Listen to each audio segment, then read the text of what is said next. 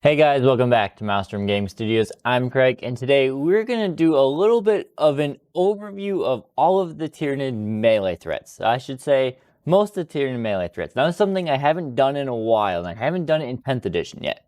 But I've gone through and done some statistics, a little bit of statistics to calculate all of the average damages that our Tyranid monsters and our melee infantry do in combat.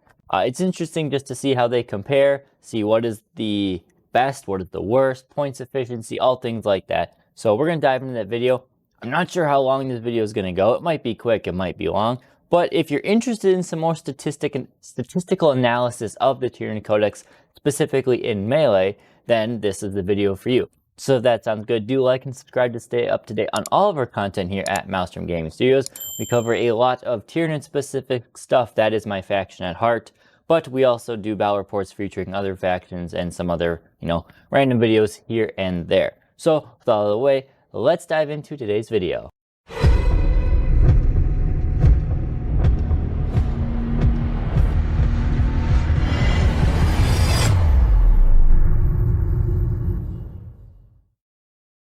So pardon me, I'm just getting over a little bit of a cold or something where my head's not 100% and my throat might feel or sound a little scratchy or something. But we are recording this because I've had this video ready to record in a while and I feel pretty okay today. So the base of this video is Tyranids have struggled a lot in 10th edition, specifically in Melee.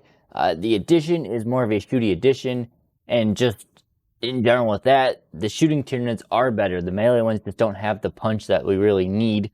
So we're going to kind of compare the damage output of melee infantry and melee monsters against a set of pretty typical opponents. So if you've seen any of my videos in the past where I do some damage comparisons against specific targets, this is following a very similar concept to it. We'll start just looking at what I am covering here. So we've got Hormagaunts, big block of 20 of them, 6 melee warriors with the prime. I'm including that all as one because I really do think to maximize your melee warriors, you want to have a prime with them because that sustained hit and the potential of an enhancement, which we're not going to cover the enhancement part of it, but the potential of that just makes them that much better. 10 Gene Stealers and a Broodlord. Similar, I think Gene Stealers need to be taken with a Broodlord, otherwise they just really don't do the damage that they are pointed to do potentially. The Von Ryan Leapers and Ravners both are not necessarily designed to be pure melee threats, but they are good melee options. In the monsters, we've got a lot of Tyranid monsters that like to specify melee as their way of doing damage.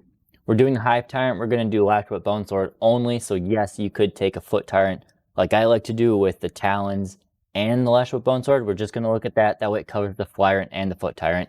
We'll look at Swarmlord, Old One Eye. We'll pair Old One Eye with a Carnifex with Crushing Claws, just one, because typically you only end up with one getting into melee.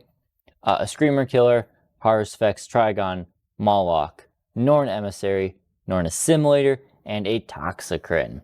So, this first chart might be a lot, and if you just want to pause it and look at it, I'll talk a bit here, but if you want to look at every single number, you might want to pause it. Main thing is looking at our opponents we are calling for this game. We've got our Guardsmen, which is our standard T3 4-up save infantry unit. We've got Intercessors for our toughness 4, 3-up save, 2 wound enemy unit.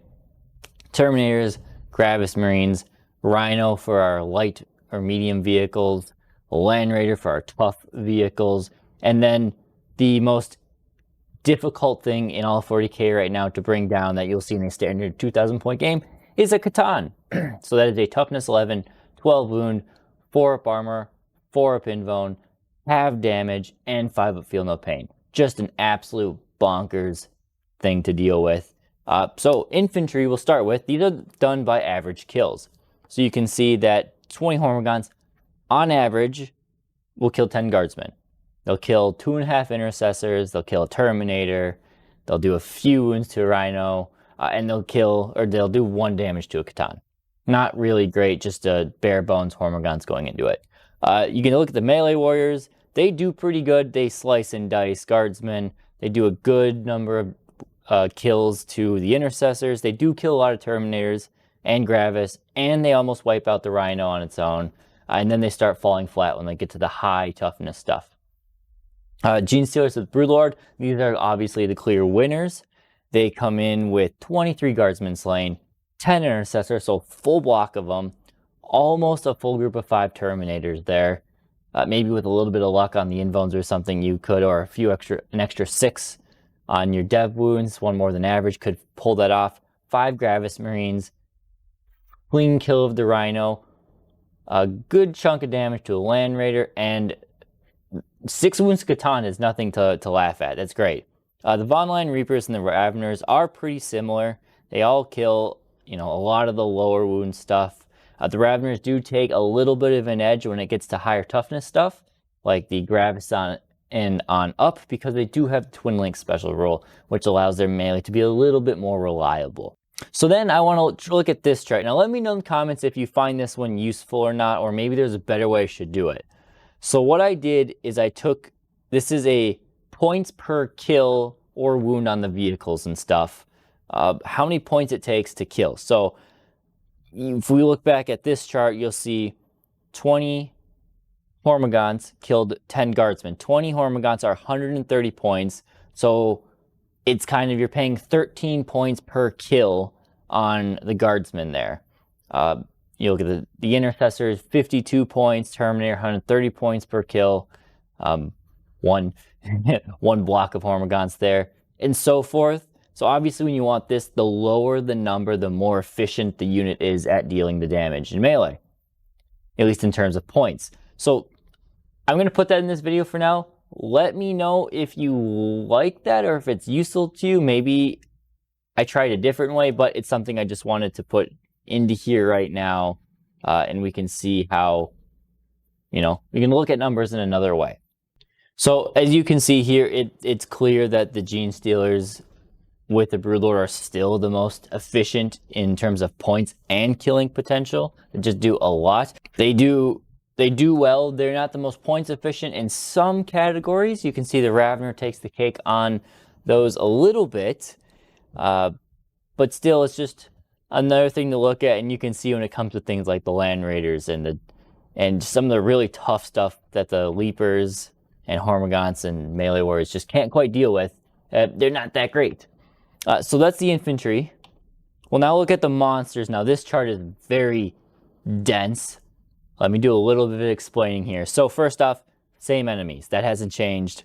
I have, for space purposes, combined a few categories here. So the first layer of monsters, you'll see you have the Hive Tyrant and the Swarmlord together. So it's just the first number is Hive Tyrant, second number Swarmlord. And then for Old One-Eye and the Carnifex with Crushing Claws, the first number is Old One-Eye, the second number is the Carnifex, and this is assuming obviously that they are both alive fighting, so they get the full rerolls to hit in melee. Well, in shooting too, but in melee is where we're talking about it now. So just keep that in mind. So you can see the numbers. There's a clear, obvious winner when it just comes to raw damage output and lack of raw damage output. So the Toxicrin really loses out here. He's kind of in last place in all regards, even against Guardsmen, which is supposed to be his specialty. Guardsmen and Intercessors, he really doesn't do much there, and he can't hurt a Catan or Land Raider to save his life. And the Assimilator is by far our best when it comes to just pure melee damage output. Monsters, our best one in doing damage is the Assimilator, and that is clearly shown here. Now again, probably some of you are saying, what about the Scythed and Barbed Hero Duel? I left those out for 2 reasons. One, a lot of people don't have access to those because they're Forge World. Yes, people have them, but the other one, I don't have enough space. So maybe I'll do it on a small update later, and I'll include those ones. But they are against the Land Raiders and the Catans and the Rhinos. They're very good. Well, Catan not so much. Against the big vehicles, they're good. So against everything else. But you can just see here, everything does a lot of damage. I mean, it looks like we're doing a lot of damage, The sad ones, I think it's interesting to point out. We've already talked about the Toxicrin being pretty meh, but the Emissary is quite sad on its averages there. Just really lacking, especially against some tough stuff. And all in all, I mean, the stuff is pretty good. So looking at this in a different light, you have same thing, points per kill or wound for the other stuff, lower is better. And then again, this shows a clear winner and loser again. But this time it is a different one. You see that while the assimilator does the most damage, you are paying a significant premium for that damage. Not the most, he's not the worst out of here when it comes to efficiency for a lot of things, but the clear winner is the Harusfex here. At only 125 points and the ability to put out a ton of damage both at anti-infantry and at anti-tank at the same time, it's a clear winner why he is the most points efficient monster in doing damage. Again, Toxicrin sucks booty. It's just the way he's always been for the most part. Old One Eye is pretty points efficient as well. He's only 140 points for what insane amount of damage he can do to the enemy here. And, you know, we'll talk about, no. And yeah, you can just see some of the other stinkers that stick out is the Emissary is not that good against some tough stuff. The Swarmlord and Hive Tyrant, they're not fantastic against a lot of things. They really do okay when you go up against the Gravis Marines, 3-up save, 3-wound models that they can wound on 3s when linked against. That helps them out in their efficiency. Still not nearly as efficient as some of the other things, but they're just not that fantastic. So again, that's pause it if you want to just study this a little bit more, look at it. We'll go to a little bit of a conclusion. Again, this isn't designed to be a super long, in-depth video, but I put the numbers out there so you can look at them. What we know is the best infantry is the Genestealer and Broodlords, at least in terms of damage and in terms of efficiency we saw. The Harusfex is the most points efficient monster, while the Assimilator is the most just in raw damage dealer.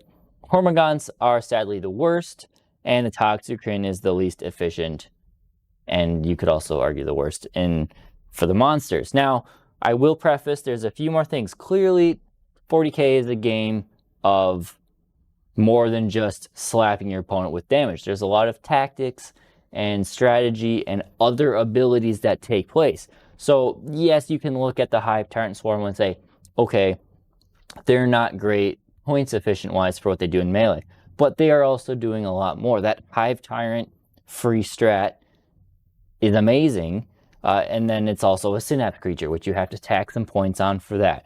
The Trigon came in at not the least efficient, not the most efficient, right in the middle of the pack, but you also have to take into the fact that it has a 3-inch deep strike ability, which is the only way in the Tyranid Codex we can get anything closer than 9 inches away. You got the gargoyle shenanigans, but at a raw deep strike range, Trigon's the only one that can do that. So that's important to look at. When looking at these numbers, yes, we're talking about damage output, and some of these rolls are not pure damage output, but it's something to consider. The Emissary is, in my opinion, not a great melee threat. It is a tank. Its job is to sit on its key objective and hold it for 2, 3, 4 turns. You're probably golden on that objective if it's been contesting the whole thing. It's built for durability. It's not built for offensive capabilities. So that's, I've had people ask me in the past to do something like this again. Hopefully it is useful to you guys. Let me know. And if you really like this, you want me to do another one with the shooting profiles, let me know in the comments, and I'll do the shooting profiles as well eventually when I get to it. And the last thing I'll say with this stuff, when it comes to specific profiles or specific models, maybe the melee warriors have enhancements that they can take which benefit them more, or you know, maybe a detachment benefits a certain monster or infantry a lot better. Like the Hormigons in an Unending Swarm can do a lot more damage with some strats and stuff. When I get to them in the Dash Deep Deep Dives, I'll cover those raw or modified stats in depth in those videos. So again, if there's a monster out of here or an infantry out of here you want me to cover more in depth in a Dash Deep Dive that I haven't done so far in 10th edition, which is most of these, I haven't got too far yet in those, put that also down in the comments below, and I will get to those eventually. So that's what I got. Just want to do a semi-quick video for you guys today.